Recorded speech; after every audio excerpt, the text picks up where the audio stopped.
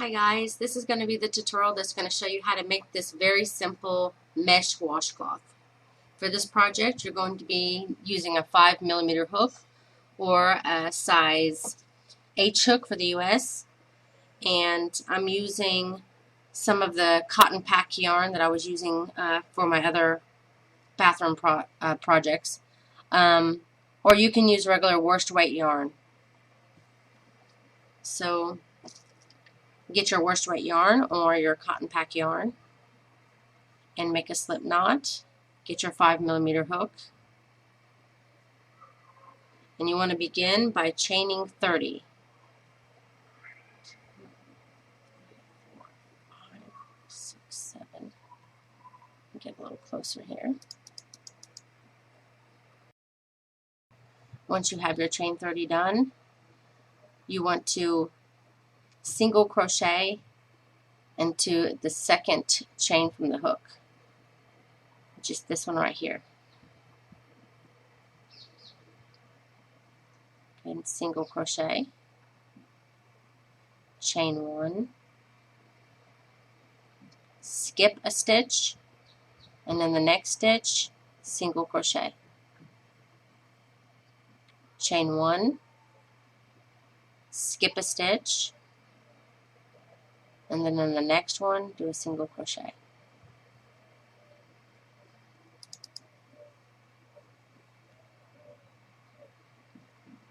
It's a very simple mesh pattern. Again, you want to skip a stitch, and then the next do a single crochet, then chain 1, and continue this pattern all the way to the end of your chain. Always making sure that when you do a single crochet that you chain 1 before you skip the next stitch. Okay, I did my single crochet and chain 1, skipping a stitch all the way to the end, and the last stitch here I have a single crochet, and I want to chain 1. And then if you count your stitches now, you should have a total of 30 stitches, counting this chain 1 as the 30th stitch, because by the end of every row you're going to be counting this chain 1 as the last stitch, and you'll be single crocheting into that stitch. So now that you've chained 1, you want to turn your project. Now working the other direction.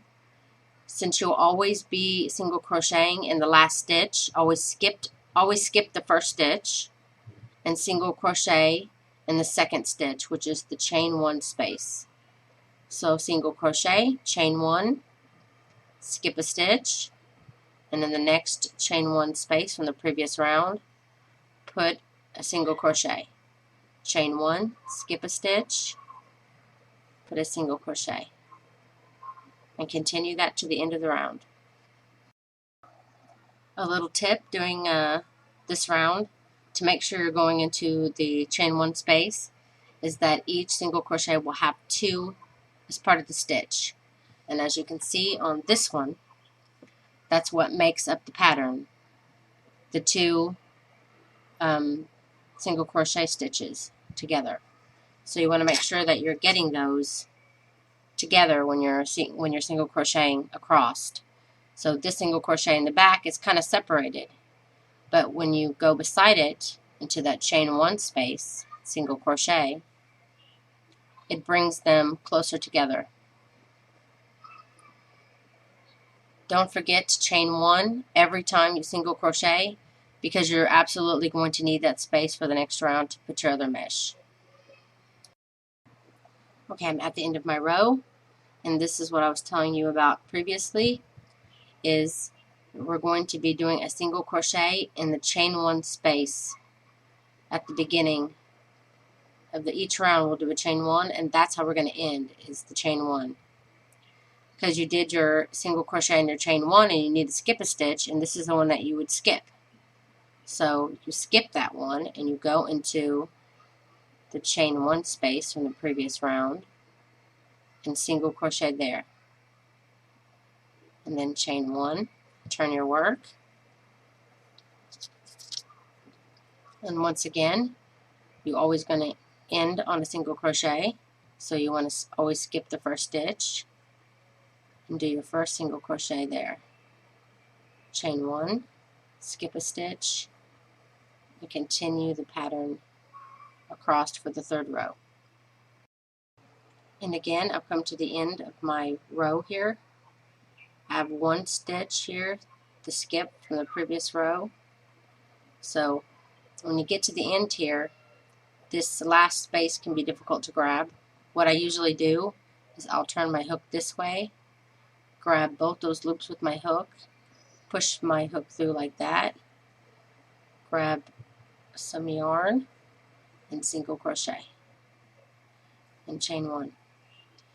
And it's going to be real easy to tell real fast if you're missing a stitch on the end, because it's going to become uneven. So just make sure that, you know, when you're starting this off, that you're counting every row, and remember that the chain 1 counts as a stitch. So let's count. 2, 4, 6, 8, 10, 12, 14, 16, 18, 20, 22, 24, 26, 28, 30. This last one, chain 1, is stitch 30. And just continue to do that until you get the pattern down really well, and then you don't have to count every row. But it's 30 stitches across, and you're going to be doing it for a total of 30 rounds. So it's going to be 30 by 30. Okay, I'm at the end of my row, and I single crocheted in my chain 1 space, and then I chained 1, and now I'm done with all 30 of my rows. Now to put the border, what you want to do is skip a stitch, then go into the next stitch. You're working to the right, pull up a loop, and then single crochet. You're doing the crab stitch. You're doing the reverse single crochet. Again, let me get a little closer here. Again, you want to skip a stitch, and then the next stitch, do a crab stitch. If you have to pull your loop up a little bit, feel free. Skip a stitch, and then go into the next. Pull up a little bit if you need to. Continue to skip a stitch, pulling up your yarn just a little bit after every stitch.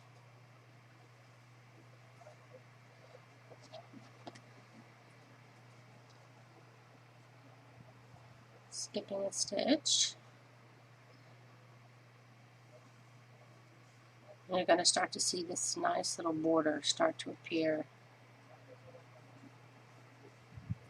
on the outside. See? Gives your wash rag a nice finished look.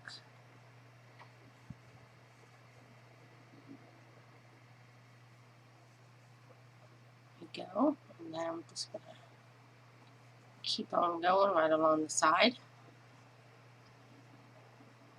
You have 2 different kinds of stitches on this side. One is kind of open.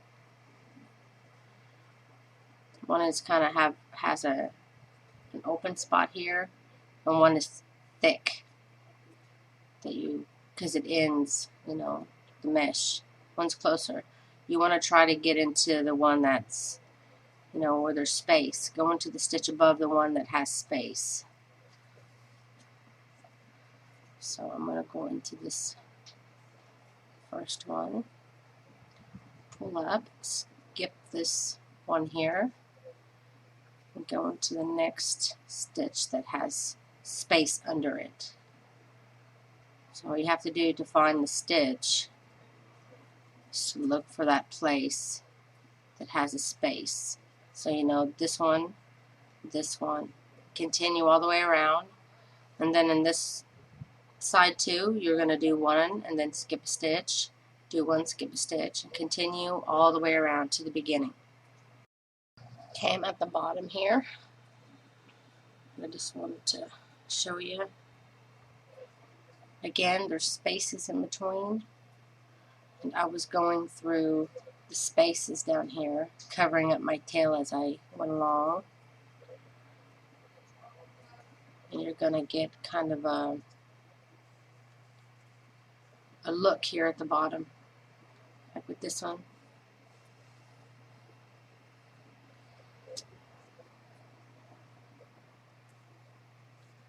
So if you don't like that look at the bottom with the holes here, then you can try to go in through the stitch in between.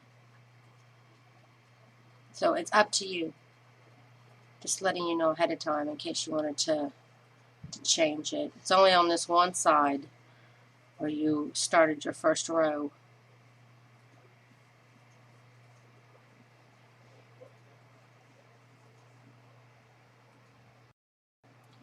Okay, I've come up to the end here.